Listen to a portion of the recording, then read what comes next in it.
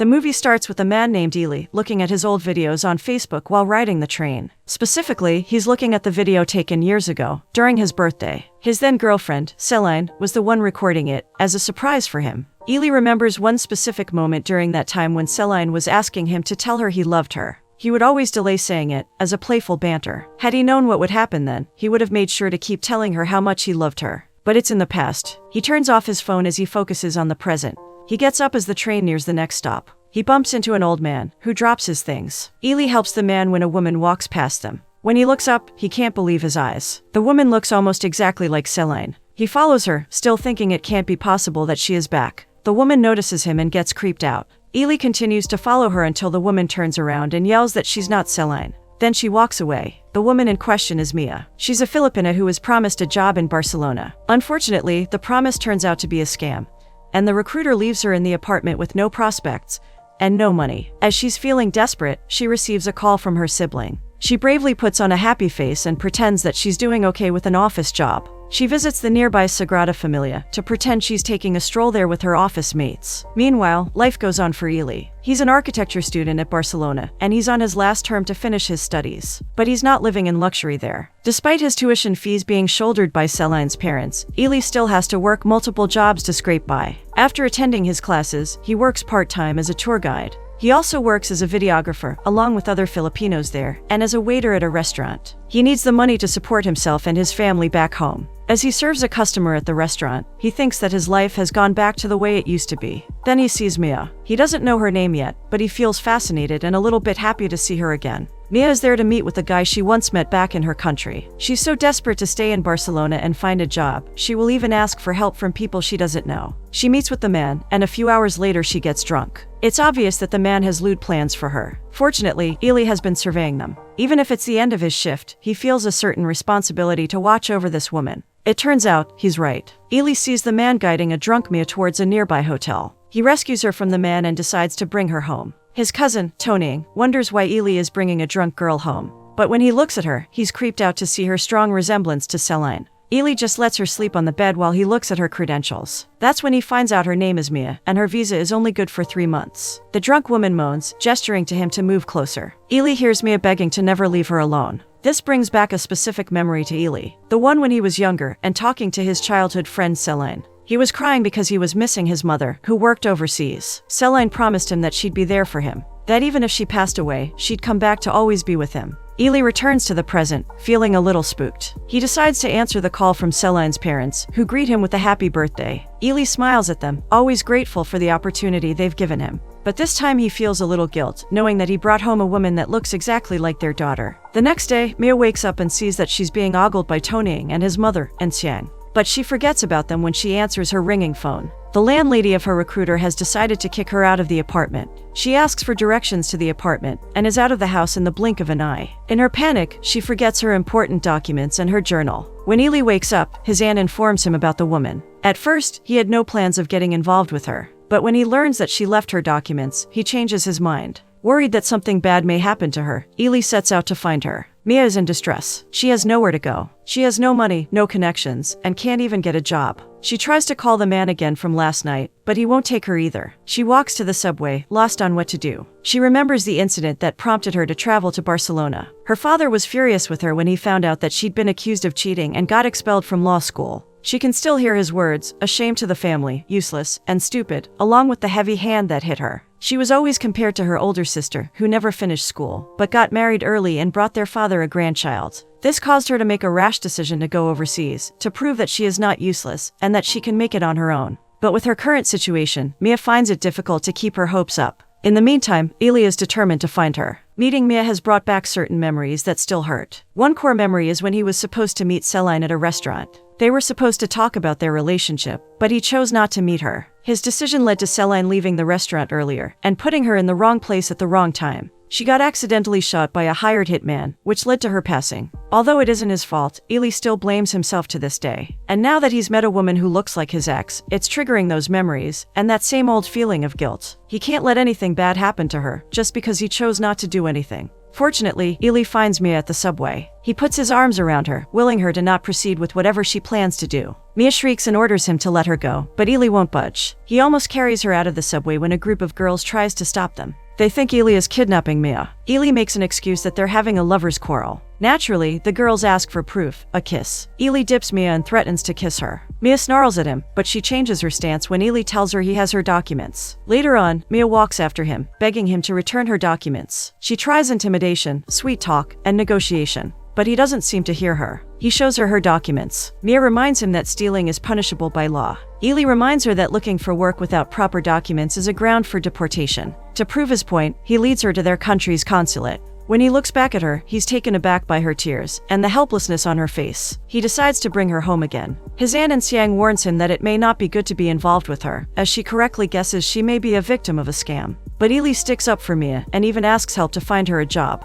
During lunch with other Filipinos, Mia enthusiastically asks if she can find an office job, since she has a bachelor's degree. The others smirk at her naivete. Mia looks posh with the way she dresses and speaks, which is a shame, since she'll only end up as a lowly servant. Yet they're still kind enough to offer her a job. They set her up as a helper in the store of one of their friends. Soon, it becomes apparent that Mia is not used to domestic jobs. She wears fashionable clothes and high heels, which are not suitable for this kind of work. Later that night, Mia suggests getting a tutorial job.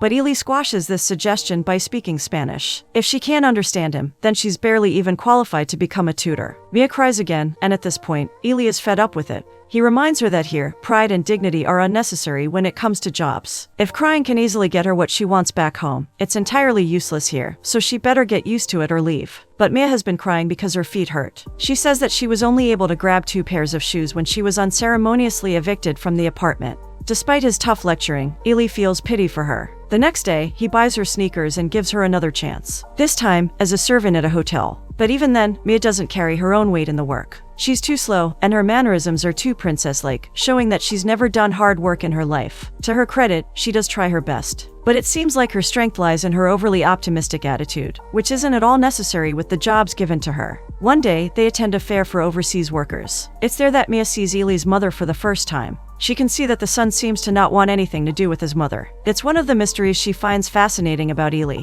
whom she considers her savior, although a strict one. Later that day, Ely gets confronted by his aunt when he comes home. From the conversation, we learn that it was Ely's mother who helped him come to Barcelona, but he refused her offer to pay for his education. He still hadn't forgiven her for leaving him and making him wait for years. Her offer of belated support won't erase the hurt in his heart. When Ely enters the house, he finds Mia watching his old animation videos. He's really annoyed that she went through his things without any thoughts on privacy. But he gets surprised when Mia tells him that she's watched and liked animation since she was in college. The animation is about a young boy who keeps asking a woman if she'll love him if he does things she likes. Mia tells him she's genuinely impressed by his skills, and he should consider a career in animation. Life continues for them. As it happens, it looks like Mia's breaking point has finally come. She tries working as a nanny, but she fails miserably after her employer kicks her out of the house. Ely gets a call about this and is annoyed. He's become distracted in his studies because he's the one taking accountability for Mia's mistakes. He shouldn't have listened to her and had her deported the first time they met. He fetches her and they bicker all the way home.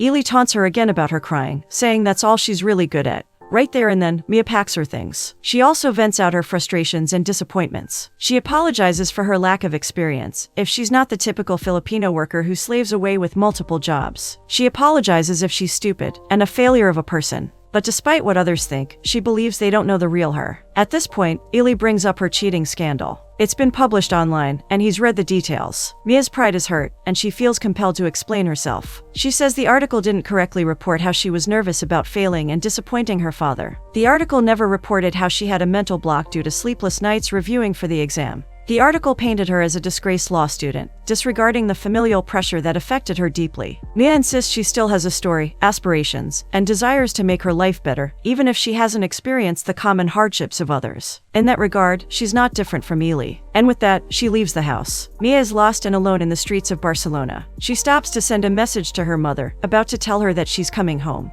but before she sends the message, she receives a call from her. To her surprise, her mother passes the phone to her father. He tells Mia how proud he is to know that she's working hard in Barcelona and even attempting to get a scholarship. Mia does her best not to wail. She feels pitiful because she's heard the words she's always wanted to hear from her father, but only because of lies. Back at the house, Ely feels guilty for hastily judging Mia. Despite convincing himself that she's none of his business now, he still goes out to look for her. But it seems like he doesn't have to look far, as he sees her sleeping at the foot of the stairs, with her head on top of her bag and suitcase. Perhaps he's learned to care for her, even without knowing it. He doesn't know if it's because she looks like Celine, or something more. But, fine, he decides to give her the second chance she so desperately wants. He takes her back. There's an unspoken understanding between them about their previous conversation. To be open-minded with each other's plight. Mia tells him that she relates to the boy in the animation, because she's also waiting for the chance to get noticed, recognized, and be loved. But she doesn't have the same patience as the boy. However, she promised herself to do her best while she's still in Barcelona. She doesn't want to go home without anything to be proud of. When she asks Ely if the woman in the animation represents Celine, he chooses not to answer. As a dare, Ely tells her that if she works hard and is serious about it, then he might consider telling her who Celine is. It looks like the bottomless well of optimism is activated again inside Mia. She takes the dare because it will mean knowing more about him. And indeed, Mia makes good on her promise. She's become more persevering and resilient in doing lowly jobs. It helps that she has now had experience in them, and this fuels her drive to work hard. She and Ely are now more comfortable exchanging banter with each other, especially Mia, who keeps boasting about her work and sending him updates. Ely, on the other hand, gets excited with their setup. He finds himself waiting for Mia's updates, even coming out of the bathroom full of soap suds just to answer the phone, hoping it's her. Eventually they become at ease with each other, even teasing about kissing each other. Ely doesn't realize that he's slowly falling for her. This time, not because she looks like Celine, but because of her personality. Ely accepts Mia's friend request on Facebook. There, Mia finally meets Celine. From the videos, there's no denying the uncanny similarities between their faces. But Mia also sees the differences. Celine is a polite, proper, sweet girl who's always supportive of Ely, very far from her outgoing and carefree attitude. She can see how the couple loved each other. And now that Celine is gone, Mia's heart aches for Ely. She doesn't hesitate to let him know her thoughts about them. She's about to cry again, but this time, Ely understands that it's her empathy that's showing. It's always overlooked, but it's one of her core strengths. He finally tells her their story. Ely and Celine were childhood friends. They decided to become a couple because it felt natural at the time. When Mia tells him that she assumed Celine was against him pursuing animation, Ely clarifies the matter. Their deal was that he'd get a board exam after he graduated. But his father met with an accident, which prompted Ely to find work first. The animation studio where he chose to work was in a different state. That was the first time he got separated from Celine. He realized back then that there's a lot more in the world than Celine and her family. He was growing, and they were growing apart. The night Celine passed away, they were supposed to talk about their relationship. Ely doubted about seeing her, because he felt it would lead to their breakup. At the time, he wasn't ready to let her go. Little did he know that would still end up losing her. And that's what pains Ely until now. The what-ifs and should-have-beens. Mia's heart is still aching for Ely and his fate, so he decides to bring her to a nearby public fountain. There, Mia shouts all of her worries and fears and heaviness in her heart. It doesn't remove them, but it helps make them lighter to carry. When they get home, she kisses him on the cheek in appreciation for making her feel better. That is the moment they both realize something has changed between them. But neither of them is sure how to proceed from there. However, Mia is determined to help Ely release his guilt. She gifts him with art materials, daring him to continue his story as an animator. Ely appreciates the gesture. Not that he's giving up architecture, which is what Celine would have wanted for him, but rather, it's about pursuing what he's passionate about. At work, Mia tries to ask Aunt Xiang more about Ely and Celine, and whether the animation video he made is about them. Xiang clarifies that it's not about the couple, but about Ely waiting for his mother. She relays that her sister, Brenda, left Ely and his father when he was still young. Poor Ely waited for his mother, doing good deeds, believing that she'd eventually come home. But many years have passed, and he's hardened his heart towards his mother. Mia realizes that's another part of Ely that she wants to heal. Xiang is perceptive about what Mia is doing, so she gives her a fair warning. She should be careful about loving a person who's not yet done loving someone else. Mia takes note of this, but it doesn't waver her intentions for Ely. They meet up with Ely's group of videographers. Their next project is shooting prenuptial photos and videos. Their leader wants something more innovative compared to their competition. Mia suggests writing a story for the client, like showing how they met. Everyone thinks this is a good idea, and the leader assigns Mia the task. After it's approved by the client, they begin the project. After one of their shoots, Mia pulls Ely to ride a Ferris wheel. Once they are near the highest point, Mia tells him to shout his message to Celine. This would have been a good idea if only Ely was not afraid of heights. But Mia convinces him that now that they're higher and closer to the clouds, perhaps Celine will hear him. He still thinks this is a crazy idea, but he relents. Ely shouts his apologies to the heavens. Then Mia also says her piece. She shouts that Ely is now an architect, which fulfills one of Celine's wishes. Mia also shouts her request if Celine can let Ely know that she's already happy in heaven. If she can let him be happy again and free to love someone else. Ely can see Mia's genuine wish behind her emotional monologue, and it moves him deeply. As days pass, Ely and Mia become closer than ever. Their work on the prenup shoot makes them realize that they're slowly falling for each other. During the shoot, their director asks them to show their client how to act out a specific scenario. The scenario shows the guy grabbing the woman and never letting her go, while saying the line, "You stole my heart." Ely and Mia get carried away. It wouldn't be wrong to say that their actions are driven by their untold feelings for each other. After this, they have become an unofficial couple. No words have been spoken to confirm their relationship or their feelings. They simply enjoy each other's company as they let themselves fall deeper. But soon, fate will force them to face their respective issues before they can fully begin their life together. One day, Celine's mother calls Ely to check in on him. During the call, his phone falls to the floor. Mia picks it up and politely greets the person on the screen, not knowing that the person is the mother of Ely's ex. The mother sadly accuses Ely of forgetting her daughter. She has heard rumors about the woman he's seeing in Barcelona, and she didn't want to believe them at first. But now that she's seen Mia, she feels hurt and betrayed. She ends the call, much to Ely's dismay and Mia's confusion. After this, Ely becomes closed off. He distances himself from her as much as possible. Mia is aware of it and the reason behind his actions. One afternoon, they come home from their work. The awkwardness is palpable between them. Ely apologizes first, addressing the sudden change in his behavior. Mia takes this chance to know the real score between them. She says she understands, as she herself has a lot of things on her mind lately. She mentions her visa that's about to expire. She asks Ely if he wants her to stay. He simply says it's up to her, which is not what Mia wants to hear. She's about to press him for more when they hear Insiang and Tonying having a shouting match inside the house. The son wants to go back to the Philippines. It turns out his mother brought him to Barcelona to have a better life. But Tonying insists he has a life back at home, and he never imagined working multiple jobs instead of studying. He says hurtful words to his mother before leaving the house. Ely stops him. He reminds his cousin that his mother has gone through a lot of trouble for his sake. She doesn't deserve to be spoken to like that. Tonying comes to his senses, comes back, and apologizes to his mother. Mia is happy to see them reconcile their differences. Then she sees Ely, who looks wistfully at them. She remembers that he still has some unresolved issues with his own mother. That night, she overhears Ely talking to his father through a video chat. The father is scolding Ely for upsetting Celine's mother. Because of it, the loan he's taken from Celine's parents is now on hold. His plans of putting up a small restaurant are now in jeopardy because of Ely's selfishness. In retaliation, Ely reminds him that he also has a life, and he has the freedom to do what he thinks is right.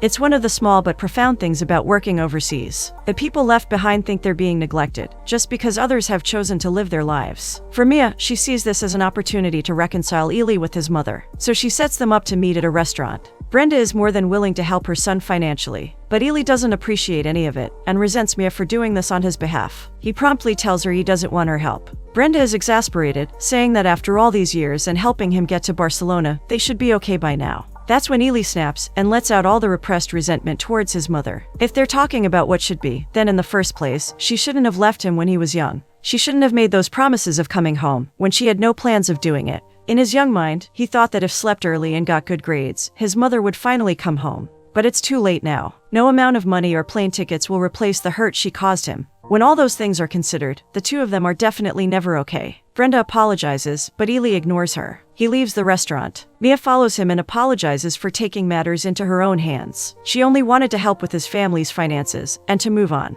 Ely tells her she has no right to meddle with his personal affairs. Even Celine, who'd been with him and knew everything, didn't try to change things for him. Mia reiterates that she's not Celine, and he agrees. Ely says she'll never be Celine, because Celine will always be in his heart. Mia queries him. What about her and the others who want to love him? Where are their places in his heart? After this incident, Mia decides to leave the house. She's too hurt by everything that has happened. She even ignores her family's call because she's not ready to talk to them. They have found out her lies, and her mother previously begged her to come home. Despite her valiant efforts to set things straight, Mia still sees herself as a failure. At this point, there's probably no reason to continue her life. She's in the subway and contemplating ending everything. She waits for the right moment before jumping onto the tracks. But when it comes, she doesn't jump. She can't do it. She realizes how miserable she is, and how it's so wrong to end things that way. The hurt is overwhelming, but she still has a choice. She can still choose to live, and it's brave to do so. She decides to see Ely for the last time before coming back home. Yes, she finally agrees to face her family and be open about her feelings with them. But first, she needs to talk to him. She apologizes again for meddling in his affairs, and then tells him her decision. Ely looks at her and thinks that, despite her tired face, there's a glimmer of hope in her eyes. Mia tells him that there are still a lot of people who love and support her, and she realizes she owes it to herself. For all the punishments she gave herself for failing and failing others, she owes herself an apology and the self-love she denied herself. Even though there will be times she'll fail again, there are so many chances to get back up again and become a better person. She'll keep working hard towards it so that, one day, she can finally have the love she deserves. For her last words, she wishes Ely to choose to fully live his life, free from the burden of guilt and his past. She wishes him to choose to love again and be happy. With that, she says goodbye for the last time. Mia comes home, greeted by her mother and sisters, who are also worried about her. Then she meets her father. They finally reconcile, the father expressing his regrets and listening to his daughter, and the daughter apologizing for her mistakes. As for Ely, he has come to terms with everything that's holding him back. The first thing he does is to meet his mother and make peace with her. Then he comes home, too, to settle matters with Celine's parents. The mother still feels betrayed, but the father understands that Ely also has a life to live and needs to move on.